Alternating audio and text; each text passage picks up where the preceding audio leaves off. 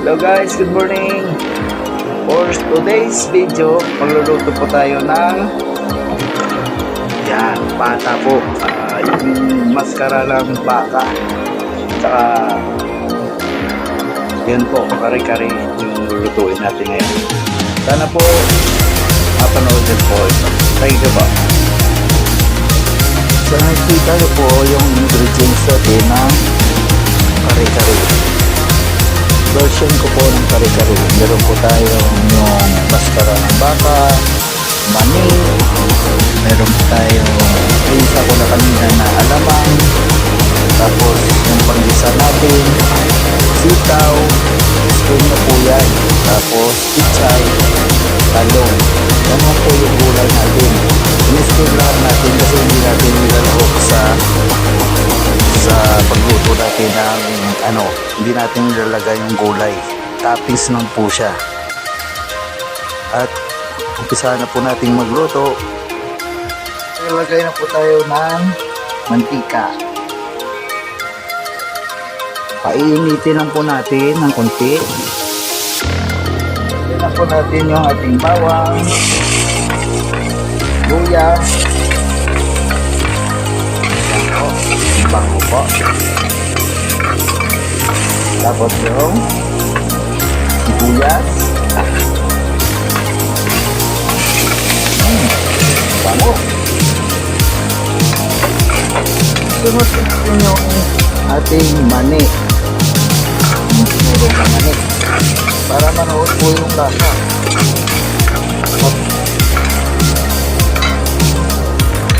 Yung mani. Yan.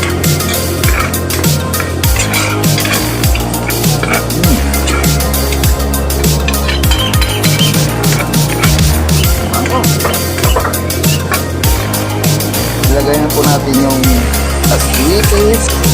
Yan. Para makulay yung ano natin. Tapos po, ilalagay na natin yung ating maskara ng baka. Yan po. Lagyan po natin ng tanlad.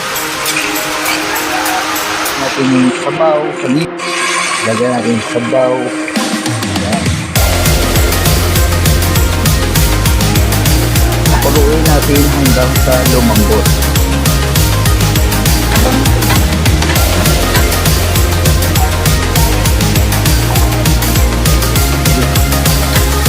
So ito na guys, kumukulo na. Ilagay na natin yung ating sibuyas para yung aroma nito. Ilagay na rin natin yung laurel at saka paminta.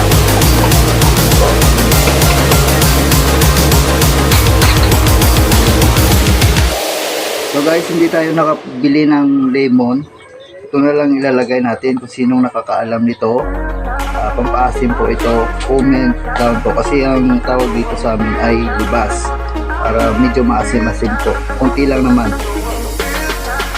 Ito po, ilagay na natin para madurog po siya.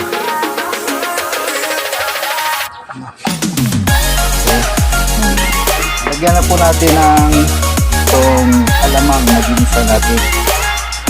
Optional lang po yan kung ayaw yung lagyan. Pero hindi pa ako naglagay ng asin or ano po. Tingnan nyo muna. Alamang, kunti lang para manuot yung amoy ng alamang sa ating kare-kare.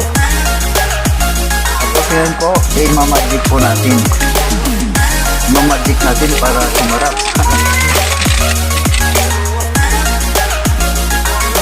Lagyan po natin ng 2 sigi. Pabango din po ito.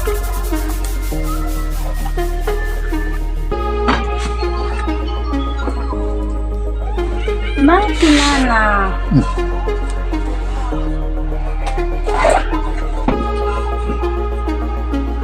Ano po yung ating kare-kare Nimoy version. Ito na po.